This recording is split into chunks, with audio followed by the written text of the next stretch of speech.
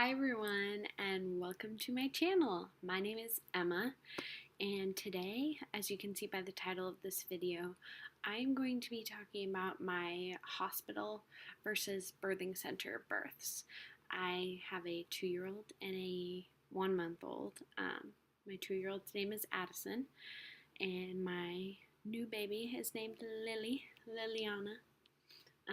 So both of my births kind of started out the same.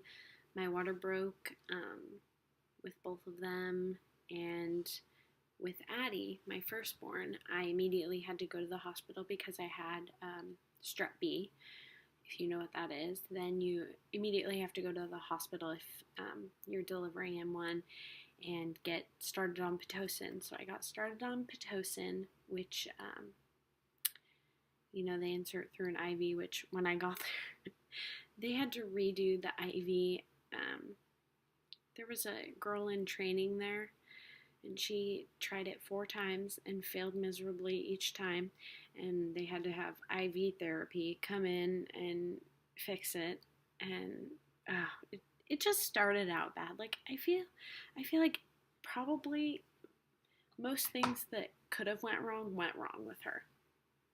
So they started me on that, and I started having contractions, and they got pretty bad by nighttime. I went in there in morning, afternoon, and I was given morphine, which did not help with the pain very much, honestly. I mean, it really didn't help me. So I didn't sleep that night, and by the next day, my contractions were really bad, and by 4 o'clock, I think, in the afternoon, I said, all right, let's do the epidural. I was trying to I really wanted an all-natural birth, but it just seemed like it wasn't in the cards. Things kept going wrong, and it was time for me. So I got the epidural. I was only at a 3. I was only dilated to a 3 before that, and 5 minutes later, when they checked me after I got the epidural, I was at a 9 or a 10. And they're like, all right, we gotta go. Time to start pushing, which that was a mistake there. From now that I've done this twice, I feel like, no one should tell you, all right, it's time to push. You should start pushing. No. Your body, you just know. I mean, for all you mothers who have given birth out there, you know that feeling of, I'm gonna crap my pants. that's the time to start pushing. So, and that was it for 4:30, and I was pushing for about 5 or 6 hours. At I think 9:50, they were like, or 9:45, they said, all right, if the baby isn't here by 10, we need to go start prepping things for a cesarean. So, and my daughter was born at 10 on the dot. So I got very lucky, and I got her out once I listened to my body. I mean, there were, how many people were in there? Two nurses, two midwives. I mean, my mom, my friend Joanna, Logan. I mean, it was crazy how many people were in there trying to tell me what my body knew how to do. So, my hospital experience, it just was not what I wanted. It was honestly kind of traumatizing. Like, I'm not gonna go into every little detail, but I mean, the recovery afterwards, I tore pretty bad with Addie, and I had to get stitches, and the recovery was really hard. I mean, I didn't feel normal for months after that. So then I got pregnant with my little Lily. She I was supposed to get married this summer, but she surprised us, and so we're moving it till next summer. Ignore my pajamas. I'm wearing normal clothes up top, but I was not about to, no, you really can't see down here except for when I did that. So, anyways, but so now I want to talk about my birthing center birth. So I got pregnant and I decided, you know what, I'm gonna have the birth I want and the birth that I I know I can do. I wanted an all natural birth. So if you don't know what a birthing center is, it is to me it's basically like a little hotel with a big tub and a midwife, a couple midwives there who. So I picked out who I wanted to be my midwife. I picked out my room, and I mean, you should see this place. It looks like a 5-star hotel. It's amazing. I love it. And I want to go back and give birth again. So with Lily, my water broke September 4th. I had her on September 5th, in the middle of the night on September 4th. And what happened? I had thought my water broke like a week before, so I was like, oh, I probably just peed myself again this time. Normal weird pregnancy things that all women know, all mamas know. So I got up the next morning and I had these little strips and I was still leaking a little bit. So I used one of the strips and they tell you if it's amniotic fluid. And lo and behold, it was amniotic fluid. So I called my midwife immediately. And you have to, at the birthing center, you only have, if your water breaks, you have 24 hours to get into active labor, or else you got to go to a hospital because then there's certain risks that, and they don't have all the equipment there that a hospital does. Now, that's why, in some cases, a hospital definitely can be, better situationally for certain people. I'm all for a birthing center, but, if you have a medical condition or something has happened that you need to be in a hospital for, of course, like, that's amazing. But we've been doing this since the beginning of time. Our bodies know what to do naturally. That's just my feelings on it. But anyways, so I went into the office, she tested me, and my water did break. So and nothing was happening. I wasn't having contractions. So she's like, all right, I'm sorry, honey, but it's time to have a castor oil shake. And I'm like, no, because you hear all the horror stories like, oh, it made me, blah, blah, all this. She's like, well, I'll make it in a shake, and kind of explain to me what it was going to do.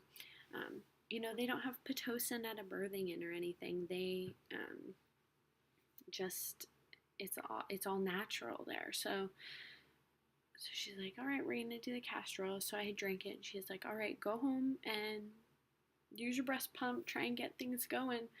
And if nothing's happening, let's meet here at 11 at night.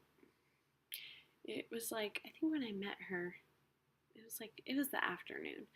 And so I got home, I went and I ate Qdoba. That's some good food. I love Chipotle, but we don't have one around here, so I gotta settle with Qdoba. Anyways, but so I got home, and after I ate, oh, I was so sick. That castor oil made me so sick. I puked all of it up. I puked out my dinner. I felt so horrible until after I puked. Then I started feeling back to normal, but nothing was happening. So I took a walk, I did a bunch of things to try and get things moving, but, by 10:30, nothing was happening. So Logan's mom came over to stay with Addie, just listen out for her. And so we headed off to the inn, and we got there, and my midwife was immediately like, you don't feel a little bit crappy? Because I came in there like, hey, what's up? And she's like, oh God, no, you're not even in a little bit of pain. I'm like, no, not yet. So she checked me. I was at a 3. Did a membrane sweep. Not even immediately. I was at a 6. And she broke the rest of my water, I think. Like, it was just a little break in it, so she broke the rest of it. And then I immediately started having some crazy contractions. They were very painful. She's like, all right, let's use the breast pump. And I said, lady, no, no, no, no. I am in too much pain. It's like, I'm not doing that. She's like, okay. All right, so my labor started off, at like 11:30. Logan and I were dancing around, having fun through my contractions. I was in a lot of pain, but I was able to kind of jiggy through them. And then, we were blasting music, trying to distract me. And then probably by like 12 or 12:30, I was in a horrible amount of pain. Like nothing was working. Bouncing on the ball didn't help, and I'm like, oh god, oh, where are the drugs? But then once I got to that point where I'm like, that was one thing. Once I got to that point where I'm like, I need drugs. She was out within 5 minutes, which is what Logan's mom had told me. She did a home birth with Logan, and she said once you get to that point where you want to go to the hospital, where you're ready to get the drugs, you'll have the baby out in 5 minutes. And I definitely did. So once I got to that point, I got in the tub probably like 30 minutes before I gave birth to her.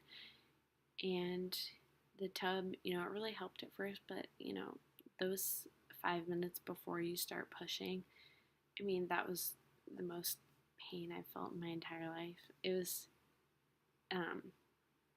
it was over before you know it, but of course in that moment I was in the tub and I'm like, go get Katrina. I'm going to the hospital. I can't do this. And then Katrina got in the room and I'm like, oh my god, I need to push. She's like push, like you know what to do. Like I'm not gonna. That was the complete polar opposite. Whereas at the hospital they're like, okay, this is how you need to push. This is what you need to do. They were like counting for me in the hospital. They were, of course it it wasn't helpful, but they were trying to be helpful. But at the birthing center, my midwife, she's just like, push. You need to push. You don't need my permission. So, and it was so much easier this time. I think, partly because I already knew what to do. It's like you're taking the biggest poop of your life. That's how you gotta treat it. Sorry if there's anyone out there watching who didn't want to know that, but it's the truth. Where was I going with that? Yeah, so I pushed her out. I didn't tear it all, unlike with Addie or anything. The recovery, I'm 1 month postpartum. I don't think I felt this good with Addie until I was probably, 4 months postpartum.